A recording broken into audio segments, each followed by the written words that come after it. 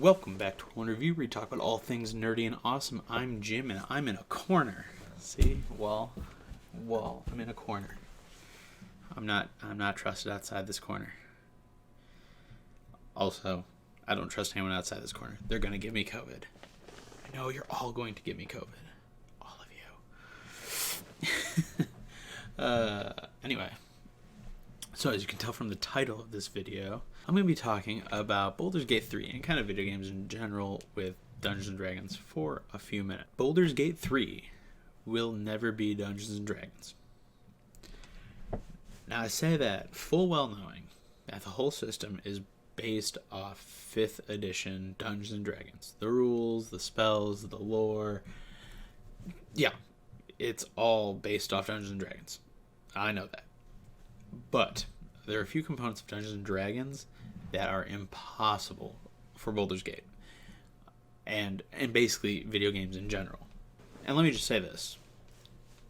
At the start, I do enjoy Baldur's Gate 3. I like Lorien Studios. They're pretty great. Played the hell out of Divinity Original Sin and Divinity Original Sin 2. Now playing a lot of Baldur's Gate 3. Enjoyed, even before Lorien took over all that stuff, enjoyed the original Baldur's Gate. But it will never be Dungeons & Dragons. Basically, it will never be Dungeons & Dragons because of one major thing that kind of covers all the reasons. There's no Dungeon Master.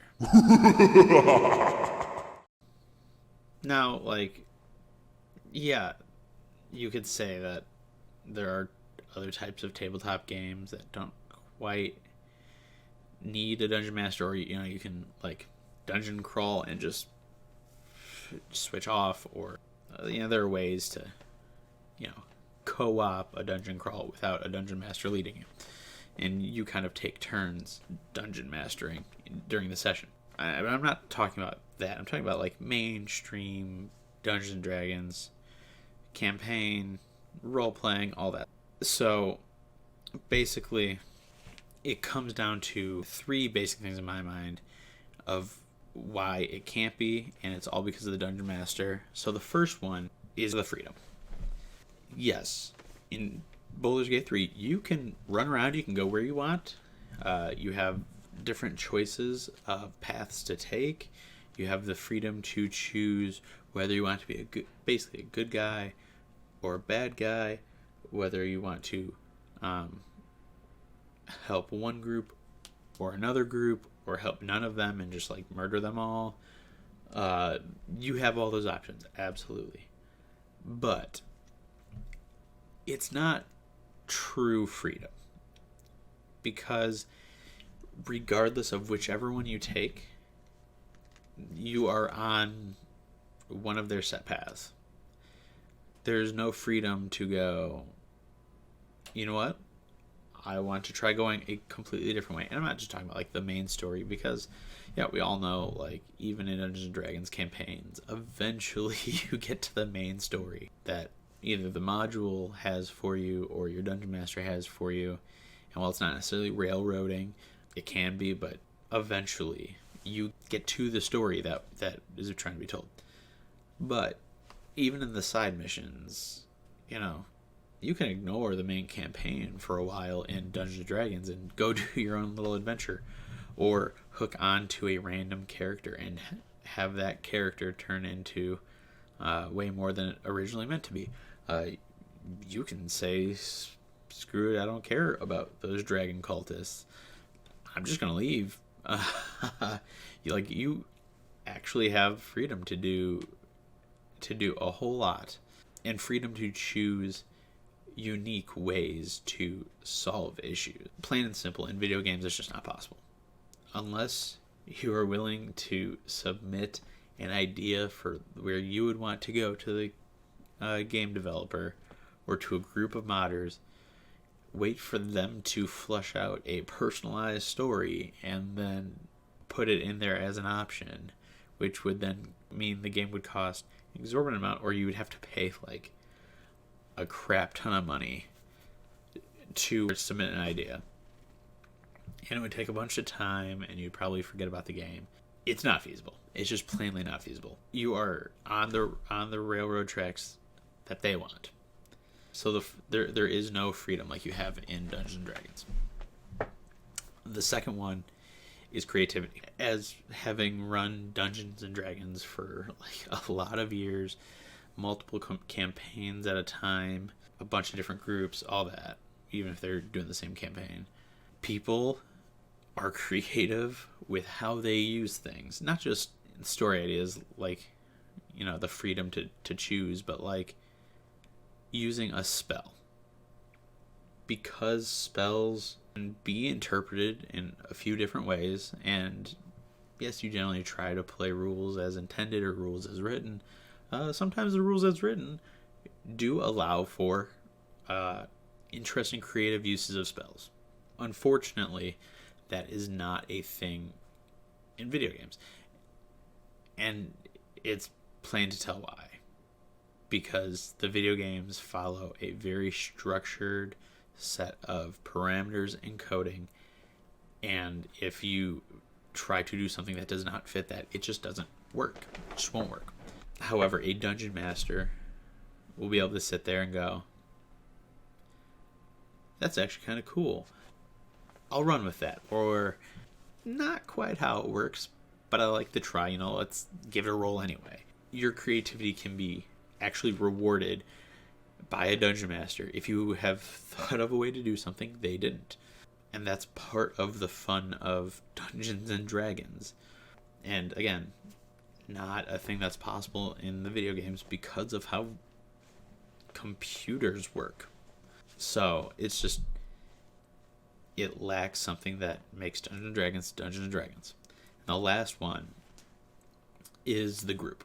With Baldur's Gate 3, yes, you can have a party. You can have, you know, you and 3 other people playing together as unique characters, running around in the Forgotten Realms, playing this story as 4 players. Great. But the group is actually the people in Dungeons and Dragons who make the story. That's not the case in any of the video games. And that's because the story is written, the dialogue options are written, they're set in stone. You can't change them unless you're going to go mod the game out. But it again comes down to the idea that if you have enough time to mod or program it, you can make it do anything. Sure.